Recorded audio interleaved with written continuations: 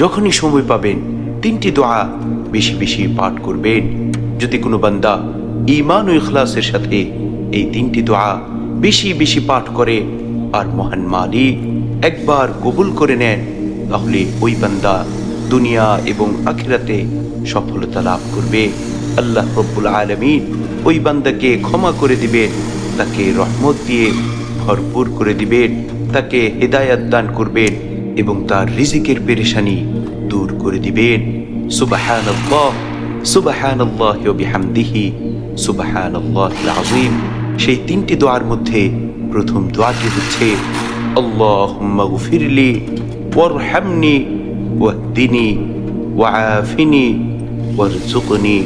দোয়াটি আবারও বলছি, আল্লাহুম্মা গফিরলি ওয়ারহামনি ওয়াহদিনি ওয়াআফিনি ওয়ারযুকনি। ওগো আল্লাহ, আপনি আমাকে ক্ষমা করে দিন। মালিক রে, আপনি আমার উপর দয়া করুন। ও আমার মালিক, আপনি আমাকে হেদায়াত দান করুন। ওগো আল্লাহ, আপনি আমাকে সুস্থতার নিয়ামত দান করুন। মালিক রে, আপনি আমাকে রিজিক দান করুন। দ্বিতীয় দোয়াটি হচ্ছে, যখনই আপনি নামাজ শেষ করবেন সাথে সাথে এই দোয়া পাঠ করবেন।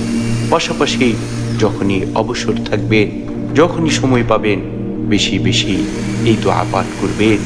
আল্লাহুম্মা আইন্নি আলা যিকরিকা ওয়া শুকরিকা ওয়া হুসনি ইবাদাতিক।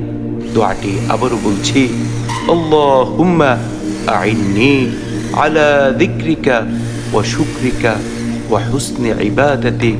হে আল্লাহ, আমাকে আপনি আপনার জিকির করতে, আপনার শুকরিয়া আদায় করতে এবং আপনার উত্তমভাবে ইবাদত করতে সাহায্য করুন।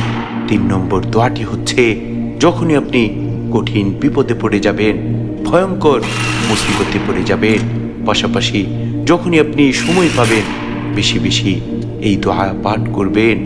ইয়া হাইয়্যু ইয়া কাইয়্যুম বিরহমাতিকা আস্তাগীথ, ইয়া হাইয়্যু ইয়া কাইয়্যুম বিরহমাতিকা আস্তাগীথ। হে চিরঞ্জীব, হে চিরস্থায়ী সত্তা, আমি আপনার রহমতের মাধ্যমে আপনার কাছে সাহায্য প্রার্থনা করছি।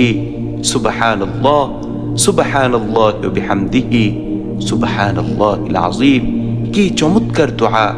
যদি কোনো বান্দা ইখলাসের সাথে বেশি বেশি এই দোয়াগুলো পাঠ করে, তাহলে ইনশাআল্লাহ ইনশাআল্লাহ রব্বে করিম তাকে দুনিয়া এবং আখিরাতে সফলতা দান করবেন।